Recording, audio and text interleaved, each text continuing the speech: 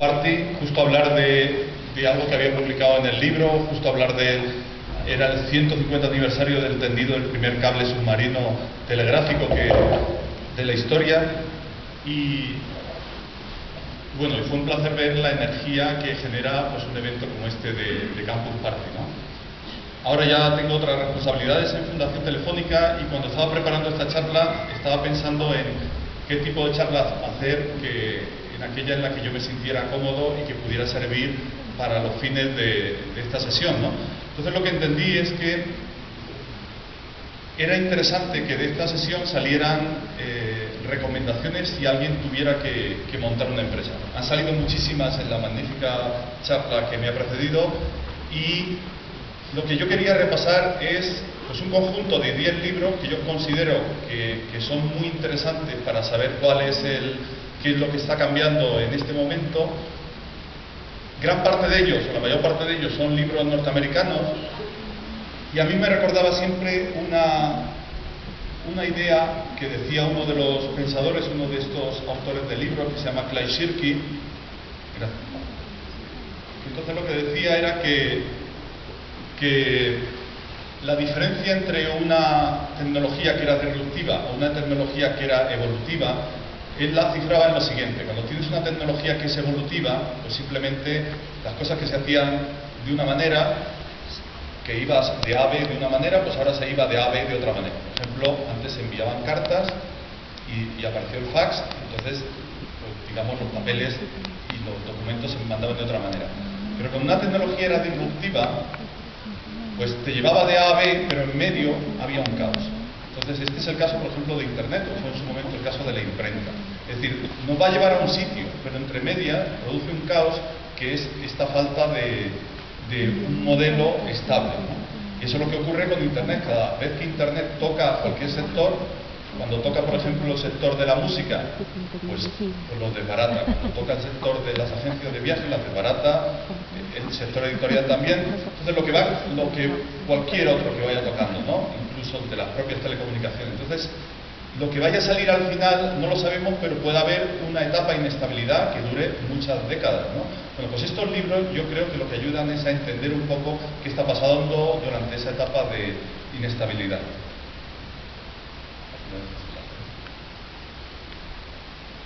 Bueno, entonces, muy rápidamente voy a hacer un poco de contexto, y una cosa que es importante y que ya se ha dicho en la charla anterior es: tenemos como generación la suerte o la oportunidad de vivir a la vez dos revoluciones tecnológicas simultáneas. Cada una de ellas tiene capacidad de cambiar el mundo y las estamos viviendo simultáneamente, que son obviamente Internet y los móviles. El impacto todavía no es el mismo, porque no es lo mismo esa penetración de casi el 74% a nivel global que tiene los móviles a ese 27-28% a nivel global que tiene Internet, ¿no? Esto, por ejemplo, en un premio bastante famoso que hay en España, que es el Premio Príncipe de Asturias, que es internacional, pues se intentó simbolizar dándole un premio pues, a estas dos personas: a Martin Cooper, que fue el creador que dirigía el equipo que creó el primer teléfono portátil en el 72, que después se empezó a vender en el 82, y a Tomlinson, el del correo electrónico, ¿no? Entonces, cuando ahora vemos este dibujo, que es el esquema de la primera red que podríamos llamar Internet, ¿no? Entre esas 4 universidades, la de UCLA, la de Santa Bárbara, la de Stanford y la de Utah, pues uno piensa, fíjate qué año tan fructífero, ¿no? Porque era el año 1969 era el final de uno de los retos tecnológicos más importantes de la humanidad, que fue llegar a la Luna, y a la vez era el inicio de una tecnología que también iba a cambiar el mundo, ¿no? Pero esas dos revoluciones estuvieron separadas mucho tiempo, y pese a que hubo esfuerzo por parte de la telefonía móvil y de decir que se accedía a Internet, etc., la verdad es que hasta que no apareció ese dispositivo, hasta que no apareció el iPhone en el 2007, no llegamos a unirla, y es lo que se ha dicho antes en la charla. Ahora mismo ya no concebimos ningún futuro de Internet que no esté relacionado con la movilidad, ¿no? Entonces, el iPhone empezó, pero después pues, veremos todo el desarrollo pues, a través de Android o de Windows Phone. Entonces, si tuviéramos que dar un consejo a alguien que quisiera montar una empresa o que hiciera una empresa, pues uno sería evidente. Nadie puede montar nada que olvide que existen los móviles, que olvide que tiene que tener una vertiente móvil. Los móviles están marcando, primero, están a disposición de la mayor parte de la humanidad y están marcando el futuro. Cuando vemos las generaciones tecnológicas que han pasado, pues también se ha dicho antes, hemos estado viviendo durante mucho tiempo la web 1.0, que lo más importante de ella era, lo que más la representaba era la propia página web, ¿no? La página web, que al fin y al cabo era una persona que se enfrentaba a un servidor que te ofrecía una información y tú elegías allí. Era persona y máquina. Digamos, ¿cuál era el campeón o la empresa que te representaba mucho más la 1.0? Pues Google, que realmente en la 1.0, en un mundo de web, lo que hacías era buscar, entonces la búsqueda era el servicio principal de la web 1.0. La web 2.0, pues es esto, son las redes sociales. Este sería pues, una foto de mi TweetDeck. Entonces, ¿qué es lo que vemos aquí? Personas. Por supuesto que hay máquinas entre medio, pero la sensación que uno tiene es que personas que hablan con personas. Entonces, eso sería la 2.0, que probablemente a muchos no nos guste la definición, no le gusta por supuesto no le gusta nada al creador de la World Wide Web, que dice que no hay ningún cambio de certificaciones, que son este tipo de notaciones de poner un número, punto, algo, parece que son evoluciones en las certificaciones, es simplemente maneras diferentes de utilizar la web. Bueno, pues aquí el campeón, digamos, el que más llamativo, pues sería Facebook. Y entonces ha pasado lo que antes nos han dicho, que hay un momento dado en el que esos dos campeones vamos viendo cómo el tráfico de uno de ellos, de la 2.0, empieza a sobrepasar al de la 1.0. Estamos en un momento en el que la 2.0 es la que está marcando el futuro de todo esto. Las redes sociales, simbolizadas por Facebook, ya dan más tráfico que propio Google en las búsquedas. Y las claves, pues también las vamos encontrando cuando vamos buscando las portadas de la revista Time. Vemos una portada la que está a la izquierda, que es la que habla sobre Twitter, con un tweet de Steven Johnson, justo un autor que tuvimos hace muy poco en un ciclo de conferencias que hemos estado haciendo debate y conocimiento allí en Madrid, hablando sobre creatividad. La del medio es la del iPhone del 2007 y la otra, la que ya ha salido, la clásica del 2006, en el que se ponía, digamos, se rendía un homenaje a los usuarios. Aquí ahora mismo lo que está cambiando la red es el contenido creado por los usuarios. Por supuesto que casi todas las redes de telecomunicaciones y de información a lo largo del tiempo, el contenido, gran parte del contenido lo ponían los usuarios. Al fin y al cabo, una conversación telefónica también lo poníamos nosotros, pero nunca en el grado que está ocurriendo ahora.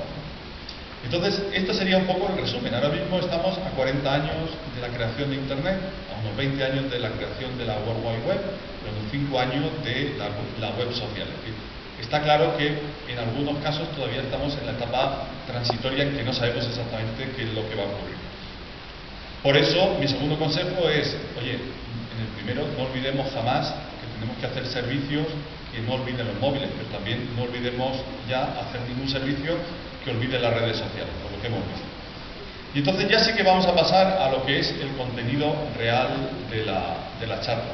El resto de los 5 consejos siguientes irán saliendo de revisar los libros que a mí me parecen que son referencias o que nos han ayudado a entender esto. El primero, que son todos los que nos van a contar, hablar sobre el futuro, el primero ya ha salido, es un clásico, 1999, Manifiesto Club Rey.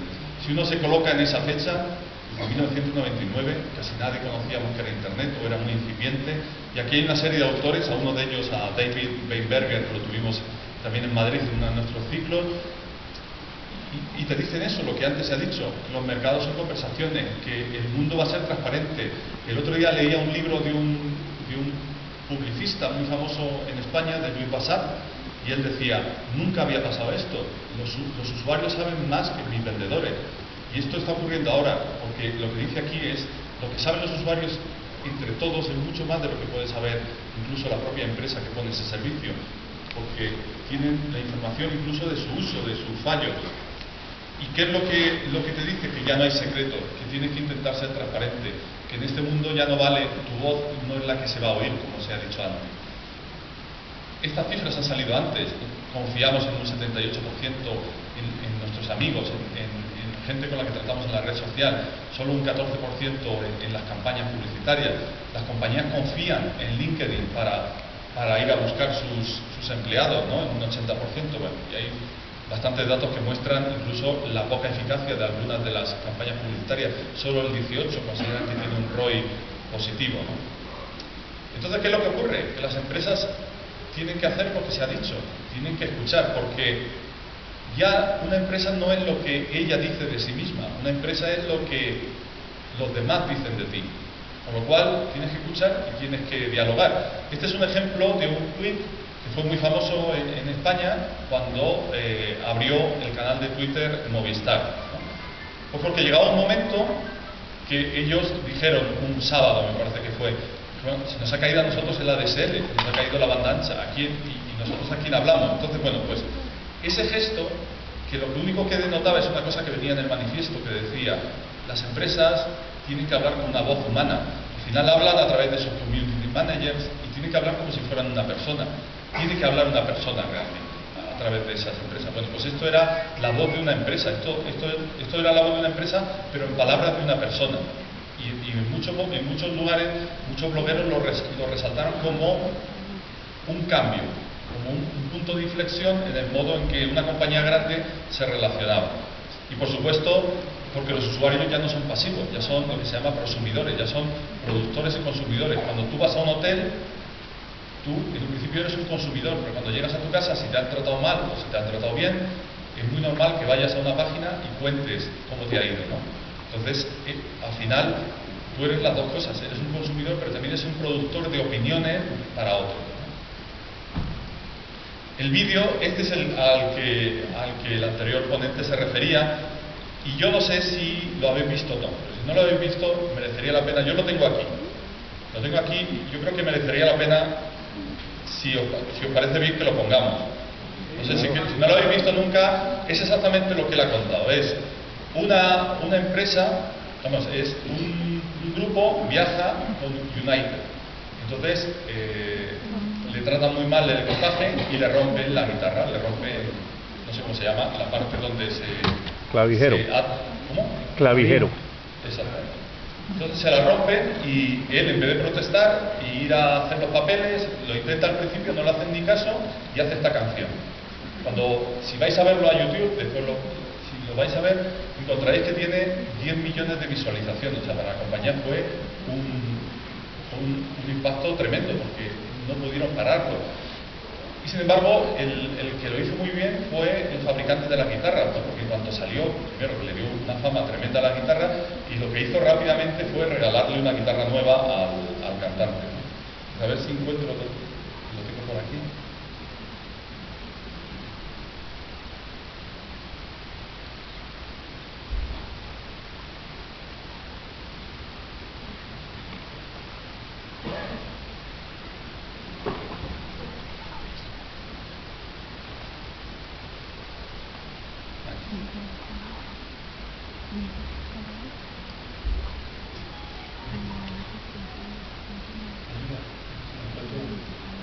Que está aquí.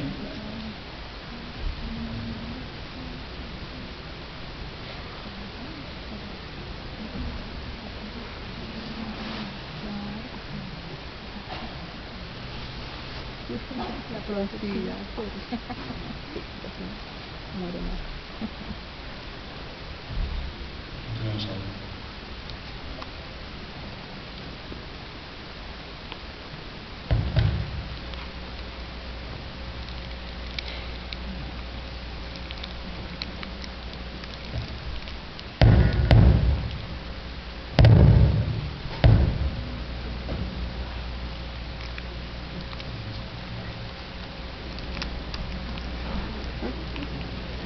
Es tan descriptivo que ya lo estáis viendo, ¿no?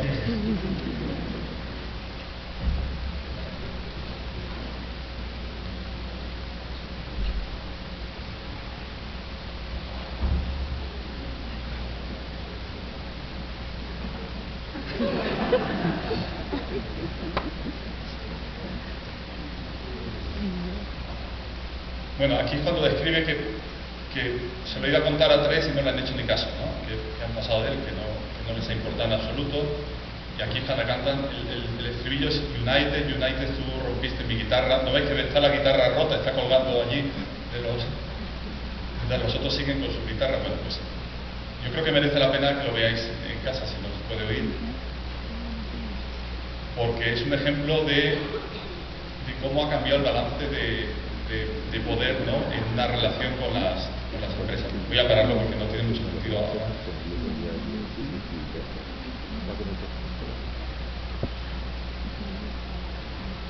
Pero es una de probablemente los vídeos más divertidos y que más se suele poner en las presentaciones como ejemplo. Bueno, siguiente libro que a mí me parece fundamental, que es el libro es un libro pequeño de un filósofo finlandés que se llama Pekka Himanen y se llama La ética del hacker. Entonces es un libro en el que se llame la ética del hacker es como es hacer un paralelismo con lo que un libro muy famoso de Weber que se llamaba La ética protestante, que hablaba de la ética del trabajo, de la ética del esfuerzo, del sufrimiento. Y esta es una ética de la creatividad, la creatividad entendida como lo entienden los hackers, y los hackers entendidos como la gente que tiene pasión por la tecnología, que es una mezcla de pasión y libertad. Todo el libro es un canto esto, la pasión a la libertad, al libre acceso a la información, a la transparencia, a la franqueza, y es un libro que está prologado por Linus Torvald, por el creador de Linux, y que está epilogado por Manuel Castells, que después saldrá en otro libro, que es uno de los mejores pensadores en lengua española sobre